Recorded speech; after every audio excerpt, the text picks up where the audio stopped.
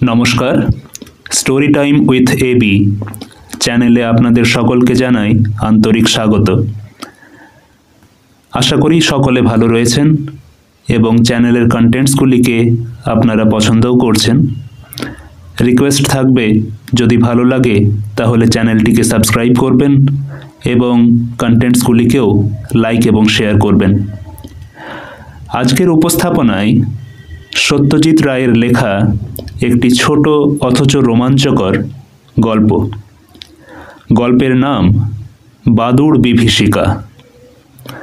গল্পটি পাঠ হচ্ছে সত্যজিৎ রায়ের লেখা গ্রন্থ ১ ডজন গপ্প থেকে। শুরু হচ্ছে বাদুড় বিভীষিকা।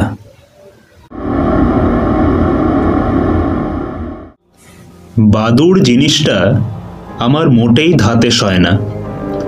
আমার ভবানীপুরের ফ্ল্যাটের ঘরে মাঝে মাঝে যখন সন্ধ্যের দিকে জানালার গরাদ দিয়ে নিঃশব্দে এক একটা চামচিকে ঢুকে পড়ে, তখন বাধ্য হয়েই আমাকে কাজ বন্ধ করে দিতে হয়। বিশেষত গ্রীষ্মকালে যখন পাখা ঘোরে, তখন যদি চামচিকে ঢুকে মাথার উপর বাঁই বাঁই করে ঘুরতে থাকে আর খালি মনে হয় এই বুঝি ব্লেডের সঙ্গে ধাক্কা লেগে মাটিতে পড়ে ছটপট শুরু করবে, তখন যেন আমি একেবারে দিশেহারা বোধ করি। প্রায়ই ঘর থেকে বেরিয়ে যেতে হয়, আর আমার চাকর বিনোদকে বলি, ওটাকে তাড়াবার যা হোক একটা ব্যবস্থা করো। একবার তো বিনোদ আমার ব্যাডমিন্টন র্যাকেটের এক বাড়িতে একটা চামচিকে মেরেই ফেলল। সত্যি বলতে কি, কেবলমাত্র যে অস্বস্তি হয় তা নয়, তার সঙ্গে যেন একটা আতঙ্কের ভাবও মেশানো থাকে। বাদুড়ের চেহারাটাই আমার বরদাস্ত হয় না। না পাখি, না জানোয়ার, তার উপরে ওই যে মাথা নিচু করে পা দিয়ে গাছের ডাল আঁকড়িয়ে ঝুলে থাকা, এইসব মিলিয়ে মনে হয় বাদুড় জীবটার অস্তিত্ব না থাকলেই বোধহয় ভালো ছিল। কলকাতায় আমার ঘরে চামচিকে এতবার ঢুকেছে যে আমার তো এক এক সময় মনে হয়েছে আমার উপর বুঝি জানোয়ারটার একটা পক্ষপাতিত্ব রয়েছে। কিন্তু তাই বলে এটা ভাবতে পারিনি যে সিউড়িতে এসে আমার বাসস্থানটিতে ঢুকে ঘরের কড়িকাঠের দিকে চেয়েই দেখব সেখানেও একটি বাদুড় ঝোলায়মান। এ যে রীতিমতো বাড়াবাড়ি। ওটিকে বিদায় না করতে পারলে তো আমার এ ঘরে থাকা চলবে না। এই বাড়িটার খোঁজ পাই আমার বাবার বন্ধু তিনকড়ি কাকার কাছ থেকে। এককালে ইনি সিউড়িতে ডাক্তারি করতেন, এখন রিটায়ার করে কলকাতায় আছেন। বলা বাহুল্য, সিউড়িতে এর অনেক জানাশোনা আছে। তাই আমার যখন দিন সাতেকের জন্য সিউড়িতে যাবার প্রয়োজন হলো, আমি তিনকড়ি কাকার কাছেই গেলাম। তিনি শুনে বললেন, সিউড়ি কেন? সিউড়ি কেন? কি করা হবে সেখানে? আমি বললাম যে বাংলাদেশের প্রাচীন পোড়া ইটের মন্দিরগুলো সম্বন্ধে আমি গবেষণা করছি। একটা বই লেখার ইচ্ছে আছে। এমন সুন্দর সব মন্দির চারিদিকে ছড়িয়ে আছে, অথচ সেই নিয়ে আজ অবধি কেউ একটা প্রামাণ্য বই লেখেনি। ওহো, তুমি তো আবার আর্টিস্ট, তোমার বুঝি ওইদিকে শখ? তা বেশ বেশ, কিন্তু শুধু সিউড়ি কেন? ওরকম মন্দির তো বীরভূমের অনেক জায়গাতেই রয়েছে। সুরুল, হেতমপুর, দুবরাজপুর, ফুলবেড়া, বীরসিংপুর, এসব জায়গাতেই তো ভালো ভালো মন্দির আছে। তবে সেসব কি এতই ভালো যে তাই নিয়ে বই লেখা যায়? যাই হোক, তিনকড়ি কাকা একটা বাড়ির সন্ধান দিয়ে দিলেন আমাকে। পুরনো বাড়িতে থাকতে তোমার আপত্তি নেই তো? আমার এক পেশেন্ট থাকতো ও বাড়িতে, এখন কলকাতায় চলে এসেছে। তবে যতদূর জানি দারোয়ান গোছের লোক একটি থাকে সেখানে দেখাশোনা করবার। বেশ বড় বাড়ি, তোমার কোনো অসুবিধা হবে না তো? পয়সা কড়িও লাগবে না, কারণ পেশেন্টটিকে আমি একেবারে জমের হাত থেকে ছিনিয়ে এনেছিলাম তিনবার। দিন সাতেকের জন্য তার বাড়ির একটা ঘরে একজন গেস্ট থাকবে, আমি এমন অনুরোধ করলে সে খুশি হয়েই রাজি হবে। হলোও তাই। কিন্তু সাইকেল রিক্সা করে স্টেশন থেকে মালপত্র নিয়ে বাড়িটায় পৌঁছে ঘরে ঢুকেই দেখি বাদুড়। বাড়ির তত্ত্বাবধায়ক বৃদ্ধ দারোয়ান গোছের লোকটিকে হাঁক দিলাম, কি নাম হে তোমার? আগে মধুসূদন। বেশ, তা মধুসূদন, ওই বাদুড় বাবাজি কি বরাবরই এই ঘরে বসবাস করেন, না আজ আমাকে অভ্যর্থনা করতে এসেছেন? মধুসূদন কড়িকাঠের দিকে মাথা চুলকিয়ে বলল, আগে তা তো খেয়াল করিনি বাবু, এ ঘরটা তো বন্ধই থাকে, আজ আপনি আসবেন বলে খোলা হয়েছে। কিন্তু ইনি থাকলে তো আবার আমার থাকা মুশকিল। মধুসূদন বলল, ও আপনি কিছু ভাববেন না বাবু, ও সন্ধে হলে আপনিই চলে যাবে। আমি বললাম, তা না হয় গেল, কিন্তু কাল যেন আবার ফিরে না আসে তার একটা ব্যবস্থা হবে কি? আর আসবে না, আর কি আসে? এ তো আর বাসা বাঁধেনি যে আসবে। রাত্রিরে কোন সময় ফস করে ঢুকে পড়েছে, দিনের বেলা তো চোখে দেখতে পায় না, তাই বেরুতে পারেনি। মধুসূদন বলল। চাটা খেয়ে বাড়ির সামনের বারান্দাটায় একটা পুরনো বেতের চেয়ারে এসে বসলাম। বাড়িটা শহরের এক প্রান্তে, সামনে উত্তর দিকে কার যেন মস্ত আমবাগান, গুঁড়ির ফাঁক দিয়ে দূরে দিগন্ত বিস্তৃত ধান ক্ষেত দেখা যায়। পশ্চিম দিকে একটা বাঁশ ঝাড়ের উপর দিয়ে একটা গির্জার চূড়ো দেখা যায়। সিউড়ির এটি একটি বিখ্যাত প্রাচীন গির্জা। রোদটা পড়লে একটু ওদিকটায় ঘুরে আসবো বলে স্থির করলাম। কাল থেকে আবার কাজ শুরু করব। খোঁজ নিয়ে জেনেছি, সিউড়ি এবং তার আশেপাশে 20-25 মাইলের মধ্যে অন্তত খান 30 পোড়া ইটের মন্দির আছে। আমার সঙ্গে ক্যামেরা আছে এবং অপর্যাপ্ত ফিল্ম। এই সব মন্দিরের গায়ের প্রতিটি কারুকার্যের ছবি তুলে ফেলতে হবে। ইটের আয়ু আর কতদিন? এসব নষ্ট হয়ে গেলে বাংলাদেশ তার এক অমূল্য সম্পদ হারাবে। আমার রিস্ট ওয়াচের দিকে চেয়ে দেখি 5:30। গির্জার মাথার পিছনে সূর্য অদৃশ্য হলো। আমি আড় ভেঙে চেয়ার ছেড়ে উঠে সবে বারান্দার সিঁড়ির দিকে পা বাড়িয়েছি, এমন সময় আমার কান ঘেঁষে সনসন শব্দ করে কি যেন একটা উড়ে আমবনের দিকটায় চলে গেল। শোবার ঘরে ঢুকে কড়িকাঠের দিকে চেয়ে দেখি বাদুড়টা আর নেই। যাক, বাঁচা গেল। সন্ধেটা অন্তত নির্বিঘ্নে কাটবে। হয়তোবা আমার লেখার কাজও কিছুটা এগিয়ে যেতে পারে। বর্ধমান, বাঁকুড়া আর 24 পরগনার মন্দিরগুলো এর আগেই দেখা হয়ে গিয়েছিল। সেগুলো সম্পর্কে লেখার কাজটা সিউড়িতে থাকতে থাকতেই আরম্ভ করব ভেবেছিলাম। রোদটা পড়তে আমার টর্চটা হাতে নিয়ে গির্জের দিকটায় বেরিয়ে পড়লাম। বীরভূমের লাল মাটি, অসমতল জমি, তাল আর খেজুর গাছের সারি, এসবই আমার বড় ভালো লাগে। তবে সিউড়িতে আমার এই প্রথম আসা। প্রাকৃতিক দৃশ্য উপভোগ করার উদ্দেশ্যে যদিও আসিনি, তবুও এই সন্ধেটায় লাল গির্জের আশপাশটা ভারী মনোরম লাগলো। হাঁটতে হাঁটতে গির্জে ছাড়িয়ে পশ্চিম দিকে আরও খানিকটা পথ এগিয়ে গেলাম। সামনে দেখলাম খানিকটা জায়গা রেলিং দিয়ে ঘেরা। দূর থেকে কারো বাগান বলে মনে হয়। একটা লোহার গেটও রয়েছে বলে মনে হয়।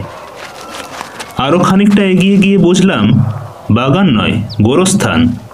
খান 30 খ্রিস্টানদের কবর রয়েছে গোরস্থানটায়। কোনোটির উপর কারুকার্য করা পাথর বা ইটের স্তম্ভ, আবার কোনোটিতে মাটিতে শোয়ানো পাথরের ফলক। এগুলো যে খুবই পুরনো তাতে কোনো সন্দেহ নেই। স্তম্ভগুলিতে ফাটল ধরেছে, আবার ফাটলের মধ্যে এক একটাতে অশ্বত্থের চারা গজিয়েছে। গেটটা খোলাই ছিল। ভিতরে ঢুকে ফলকের উপর অস্পষ্ট লেখাগুলো পড়তে চেষ্টা করলাম। একটাই দেখলাম সন 1793, আরেকটায় 1788। সবই সাহেবদের কবর। ইংরেজ রাজত্বে গোড়ার যুগে ভারতবর্ষে এসে নানান মহামারীর প্রকোপে অধিকাংশেরই অল্প বয়সেই মৃত্যু হয়েছে। একটা ফলকে লেখাটা একটু স্পষ্ট আছে দেখে আমার টর্চ জ্বালিয়ে ঝুঁকে সেটা পড়তে যাব এমন সময় আমার পিছনেই যেন একটা পায়ের শব্দ পেলাম। ঘুরে দেখি একটি মাঝবয়সী বেঁটে গোছের লোক হাত দশেক দূরে দাঁড়িয়ে আমারই দিকে হাসি হাসি মুখ করে চেয়ে আছে। লোকটার পরনে একটা কালো আলপাকার কোট, একটা ছাই রঙের পেন্টুলুন আর হাতে একটা তালি দেওয়া ছাতা। আপনি বাদুড় জিনিসটাকে বিশেষ পছন্দ করেন না, তাই না? ভদ্রলোকের কথায় চমকে উঠল। এটা সে জানলো কি করে? আমার বিস্ময় দেখে ভদ্রলোক হেসে বললেন, ভাবছেন কি করে জানলুম? খুবই সোজা। আপনি যখন আপনার বাড়ির দারোয়ানটিকে আপনার ঘরের বাদুড়টাকে তাড়িয়ে দেবার কথা বলছিলেন তখন আমি কাছাকাছি ছিলুম। ও তাই বলুন। ভদ্রলোক এইবার আমাকে নমস্কার করলেন। আমার নাম জগদীশ পার্সিভাল মুখার্জি। আমাদের 4 পুরুষের বাস এই সিউড়িতে। খ্রিস্টান তো, তাই সন্ধ্যের দিকটা গির্জা গোরস্থানের আশপাশটায় ঘুরতে বেশ ভালোও লাগে। অন্ধকার বাড়ছে দেখে আস্তে আস্তে বাড়ির দিকে পা ফেরালুম। ভদ্রলোক আমার সঙ্গ নিলেন। কেমন যেন লাগছিল লোকটিকে। এমনিতে নিরীহ বলেই মনে হয়, কিন্তু গলার স্বরটা যেন কেমন কেমন মিহি অথচ রীতিমতো কর্কশ। আর গায়ে পড়ে যেসব লোক আলাপ করে তাদের আমার এমনিতেই ভালো লাগে না। টর্চের বোতাম টিপে দেখি সেটা জ্বলছে না। মনে পড়ল হাওড়া স্টেশনে এক জোড়া ব্যাটারি কিনে নেব ভেবেছিলাম। সেটা আর হয়নি। কি মুশকিল! রাস্তায় সাপ খোপ থাকলে তো দেখতেও পাবো না। ভদ্রলোক বললেন, আপনি টর্চের জন্য চিন্তা করবেন না। অন্ধকারে চলাফেরার অভ্যাস আছে আমার, বেশ ভালোই দেখতে পাই। সাবধান, একটা গর্ত আছে কিন্তু সামনে। ভদ্রলোক আমার হাতটা ধরে একটা টান দিয়ে বাঁ দিকে সরিয়ে দিলেন। তারপর বললেন, ভ্যাম্পায়ার কাকে বলে জানেন? সংক্ষেপে বললুম, জানি। ভ্যাম্পায়ার কে না জানে? রক্তচোষা বাদুড়কে বলে ভ্যাম্পায়ার ব্যাট। ঘোড়া, গরু, ছাগল ইত্যাদির গলা থেকে রক্ত চুষে খায়। আমাদের দেশে এ বাদুড় আছে কিনা জানি না, তবে বিদেশি বইয়ে ভ্যাম্পায়ার ব্যাটের কথা পড়েছি। শুধু বাদুড় কেন, বিদেশি ভুতুড়ে গল্পের বইয়ে পড়েছি মাঝরাত্রিরে কোনো কোনো কবর থেকে মৃতদেহ বেরিয়ে এসে জ্যান্ত ঘুমন্ত মানুষের গলা থেকে রক্ত চুষে খায়। তাদেরও বলে ভ্যাম্পায়ার। কাউন্ট ড্র্যাকুলার রোমহর্ষক কাহিনী তো স্কুলে থাকতেই পড়েছি। আমার বিরক্ত লাগলো এই ভেবে যে বাদুড়ের প্রতি আমার বিরূপ মনোভাবের কথা জেনেও ভদ্রলোক আবার গায়ে পড়ে বাদুড়ের প্রসঙ্গ তুলছেন কেন? এরপরে দুজনেই কিছুক্ষণ চুপচাপ। আমবাগানটা পাশ কাটিয়ে বাড়ির কাছাকাছি পৌঁছতে ভদ্রলোক হঠাৎ বললেন, আপনার সঙ্গে আলাপ করে বিশেষ আনন্দিত হলুম। আছেন তো কদিন? বললুম, দিন 7। বেশ বেশ, তাহলে তো দেখা হবেই। তারপর গোরস্থানের দিকটায় আঙুল দেখিয়ে বললেন, সন্ধ্যের দিকটায় ওদিক পানে এলেই আমার দেখা পাবেন। আমার বাপ পিতামহর কবরও ওখানেই আছে। কাল আসবেন, দেখিয়ে দেব। মনে মনে বললুম, তোমার সঙ্গে যত কম দেখা হয় ততই ভালো। বাদুড়ের উৎপাত যেমন অসহ্য, বাদুড় সম্পর্কে আলোচনাও তেমনই অতৃপ্তিকর। অনেক অন্য বিষয়ে চিন্তা করার আছে। বারান্দার সিঁড়ি দিয়ে ওঠার সময় পিছন ফিরে দেখলুম ভদ্রলোক অন্ধকার আমবনটার ভিতরে অদৃশ্য হয়ে গেলেন।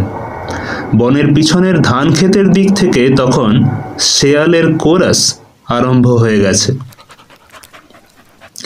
আশ্বিন মাস, তাও যেন কেমন গুমোট করে রয়েছে। খাওয়া দাওয়া করে বিছানায় শুয়ে কিছুক্ষণ এপাশ ওপাশ করে ভাবলুম বাদুড়ের ভয়ে জানালা দরজাগুলো বন্ধ করে দিয়েছিলুম, সেগুলো খুলে দিলে বোধহয় কিছুটা আরাম হতে পারে। কিন্তু দরজাটা খুলতে ভরসা হলো না। বাদুড়ের জন্য নয়, দারোয়ান বাবাজির ঘুম যদি হালকা হয়, চোরের উপদ্রব থেকেও বোধহয় রক্ষা পাওয়া যাবে। কিন্তু এই সব মফস্বল শহরে মাঝে মাঝে দেখা যায় দরজা খোলা রাখলে রাস্তার কুকুর ঘরে ঢুকে চটি জুতোর দফা রফা করে দিয়ে যায়। এই অভিজ্ঞতা আমার আগে অনেকবার হয়েছে।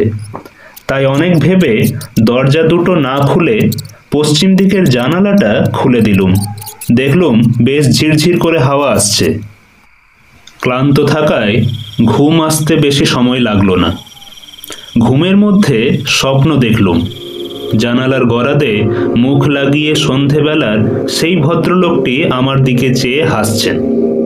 তার চোখ দুটো জলজলে সবুজ, আর দাঁতগুলো কেমন যেন সরু সরু আর ধারালো। তারপর দেখলুম ভদ্রলোক দু পা পিছিয়ে গিয়ে হাত দুটোকে উঁচু করে এক লাফ দিয়ে গরাদ ভেদ করে ঘরের মধ্যে এসে পড়লেন। ভদ্রলোকের পায়ের শব্দেই যেন আমার ঘুমটা ভেঙে গেল। চোখ মেলে দেখি ভোর হয়ে গেছে। কি বিদঘুটে স্বপ্ন রে বাবা!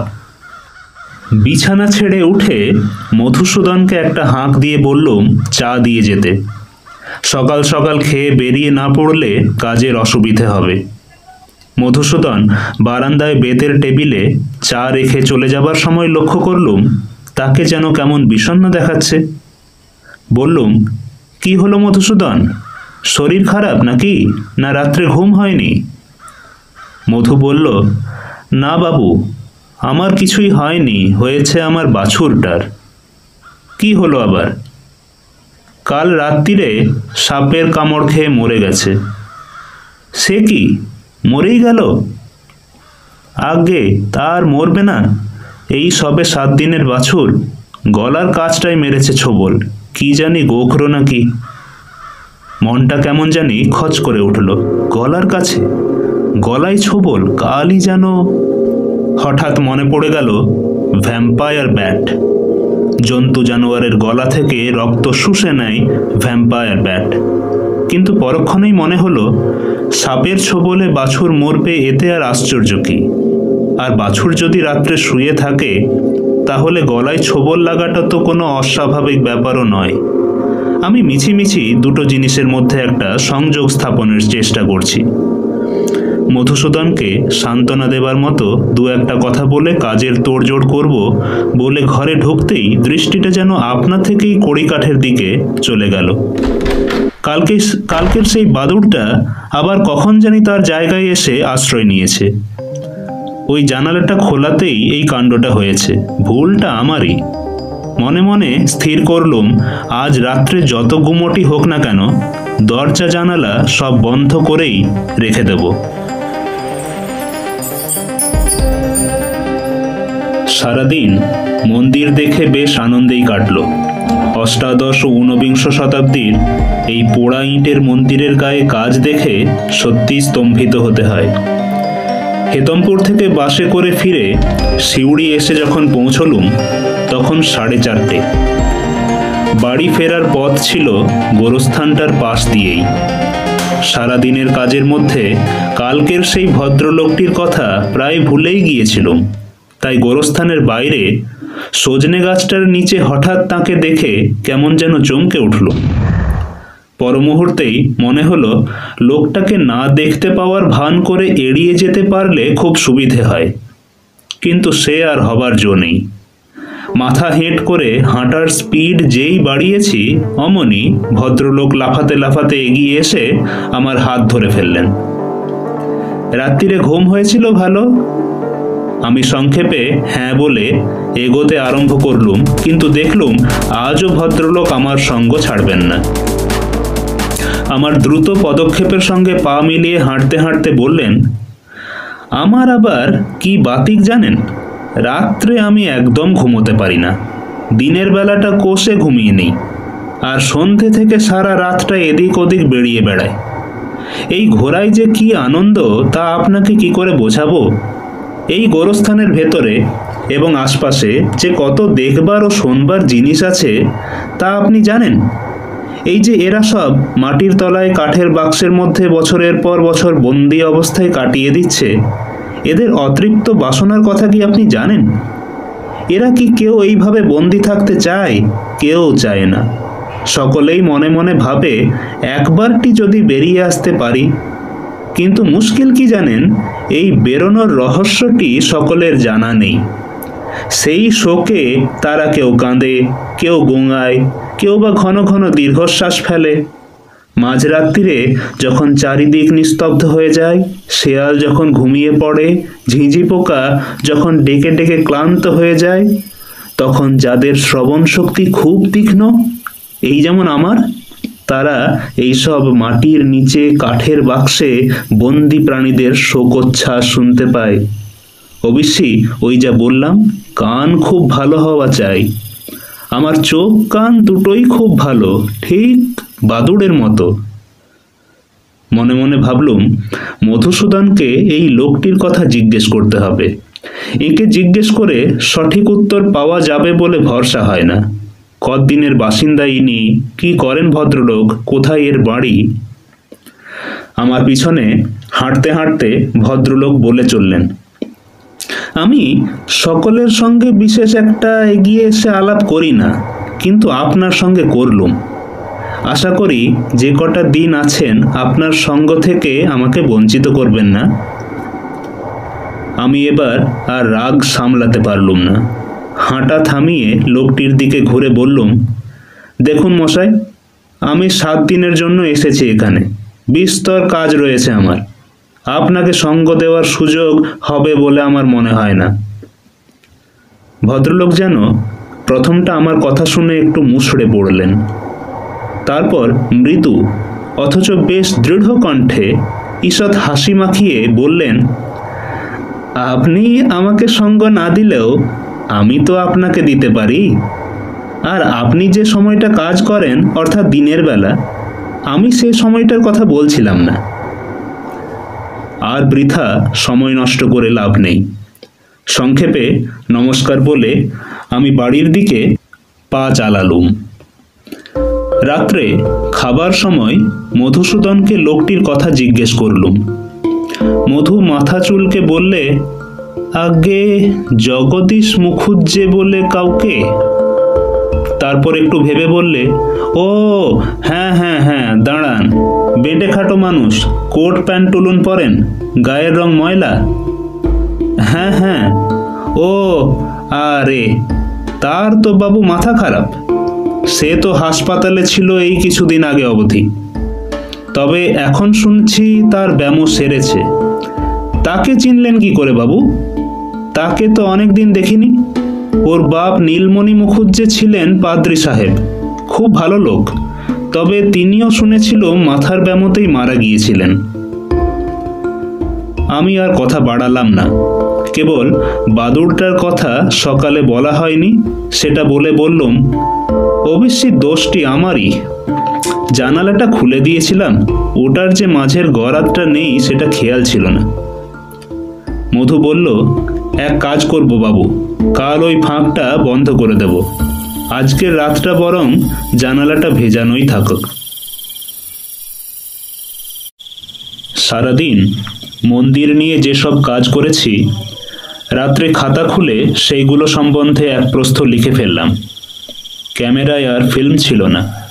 বাক্স খুলে আগামীকালের জন্য নতুন ফিল্ম ভরলাম। জানালার দিকে বাইরে তাকিয়ে দেখি গতকালের জমা মেঘ কেটে গিয়ে চাঁদের আলোয় বাইরেটা তকতক করছে। লেখার কাজ শেষ করে বারান্দায় এসে বেতের চেয়ারটায় কিছুক্ষণ চুপচাপ বসে রইলুম। 11টার কাছাকাছি উঠে এক গ্লাস জল খেয়ে বিছানায় এসে শুলাম। মনে মনে ভাবলাম, আজকালকার বৈজ্ঞানিক যুগে জগদীশবাবুর কথাগুলো সত্যিই হাস্যকর। স্থির করলাম, হাসপাতালে জগদীশবাবুর কি চিকিৎসা হয়েছিল এবং কোন ডাক্তার চিকিৎসা করেছিলেন সেটা একবার খোঁজ নিতে হবে। মেঘ কেটে গিয়ে গুমোট ভাবটাও কেটে গিয়েছিল, তাই জানালা দরজা বন্ধ করাতেও কোনো অসুবিধা লাগছিল না। বরঞ্চ পাতলা চাদর যেটা এনেছিলাম সেটা আজ গায়ে দিতে হলো। চোখ বোঝার অল্পক্ষণের মধ্যেই বোধহয় ঘুমিয়ে পড়েছিলাম। কটার সময় যে ঘুমটা ভাঙল জানি না। আর ভাঙার কিছুক্ষণ পরে পর্যন্ত কেন যে ভাঙল সেটা ঠিক বুঝতে পারছিলাম না। তারপর হঠাৎ পূব দিকের দেয়ালে একটা চতুষ্কোণ চাঁদের আলো দেখেই বুকের ভিতরটা ধড়াস করে উঠল। জানালাটা কখন জানি খুলে গেছে। সেই জানালা দিয়ে চাঁদের আলো এসে দেয়ালে পড়েছে। তারপর দেখলাম চতুষ্কোণ আলোটার উপর দিয়ে কিসের একটা জানি ছায়া বারবার ঘুরে ঘুরে যাচ্ছে। নিঃশ্বাস প্রায় বন্ধ করে ঘাড়টা ফিরিয়ে উপর দিকে চাইতেই বাদুড়টাকে দেখতে পেলাম। আমার খাটের ঠিক উপরেই বাদুড়টা বনবন করে চরকি পাক ঘুরছে এবং ঘুরতে ঘুরতে ক্রমশ নিচে আমার দিকে নামছে। আমি প্রাণপণ চেষ্টা করে যতটা সাহস সঞ্চয় করা যায় করলাম। এ অবস্থায় দুর্বল হলে অনিবার্য বিপদ। বাদুড়টার দিক থেকে দৃষ্টি না ফিরিয়ে আমার ডান হাতটা খাটের পাশের টেবিলের দিকে বাড়িয়ে টেবিলের উপর থেকে আমার শক্ত বাঁধাই খাতাটা তুলে নিলাম। 3-4 হাতের মধ্যে বাদুড়টা যেই আমার কণ্ঠনালীর দিকে তাক করে একটা ঝাঁপ দিয়েছে, আমিও সঙ্গে সঙ্গে খাতাটা দিয়ে তার মাথায় প্রচণ্ড একটা আঘাত করলাম। বাদুড়টা ছিটকে গিয়ে জানালার গরাদের সঙ্গে একটা ধাক্কা খেয়ে একেবারে ঘরের বাইরে মাঠে গিয়ে পড়ল। পর মুহূর্তেই একটা খচমচ শব্দে মনে হলো কে যেন ঘাসের উপর দিয়ে দৌড়ে পালালো। জানালার কাছে গিয়ে ফাঁক দিয়ে গলা বাড়িয়ে দেখলাম কোথাও কিচ্ছু নেই, বাদুড়টারও চিহ্ন মাত্র নেই। বাকি রাতটা আর ঘুমোতে পারলাম না। সকালে রোদ উঠতেই রাত্রের বিভীষিকা মন থেকে অনেকটা কেটে গেল। এ বাদুড় যে ভ্যাম্পায়ার এখনো পর্যন্ত তার সঠিক কোনো প্রমাণ নেই। আমার দিকে বাদুড়টা নেমে আসছিল মানেই যে আমার রক্ত খেতে আসছিল তারও সত্যি কোনো প্রমাণ নেই। ওই বিদঘুটে লোকটি ভ্যাম্পায়ারের প্রসঙ্গ না তুললে কি আর আমার ও কথা মনেও আসতো? কলকাতায় যেমন বাদুড় ঘরে ঢোকে, এ বাদুড়কেও তারই সমগোত্রীয় বলে মনে হতো। যাই হোক, হেতমপুরের কাজ বাকি আছে। চা পান সেরে 6:30 নাগাদ বেরিয়ে পড়লাম। গোরস্থানের কাছাকাছি আসতে একটা আশ্চর্য দৃশ্য দেখলাম। স্থানীয় কয়েকটি লোক জগদীশবাবুকে ধরাধরি করে নিয়ে আসছে। দেখে মনে হলো জগদীশবাবু অজ্ঞান, আর তাঁর কপালে যেন চাপ বাঁধা রক্তের দাগ। কি হয়েছে জিজ্ঞেস করাতে সামনের লোকটি হেসে বললে, বোধহয় গাছ থেকে পড়ে গিয়ে মাথাটি ফাটিয়ে অজ্ঞান। বললাম, সে কি, গাছ থেকে পড়বেন কেন? আরে মশাই, এ লোক বদ্ধ পাগল। মাঝে একটু সুস্থ হয়েছিল, তার আগে সন্ধেবেলা এ গাছে সে গাছে উঠে মাথা নিচু করে ঝুলে থাকতো, ঠিক বাদুড়ের মতো। শেষ হলো সত্যজিৎ রায়ের গল্প বাদুড় বিভীষিকা। গল্পটি পাঠ করলাম সত্যজিৎ রায়ের লেখা গ্রন্থ 1 ডজন গপ্প বইটি থেকে। আবার কিছুদিনের মধ্যেই ফিরে আসব আরও একটি বিষয় নিয়ে, আরও একটি পাঠ নিয়ে। সকলে ভালো থাকবেন। নমস্কার।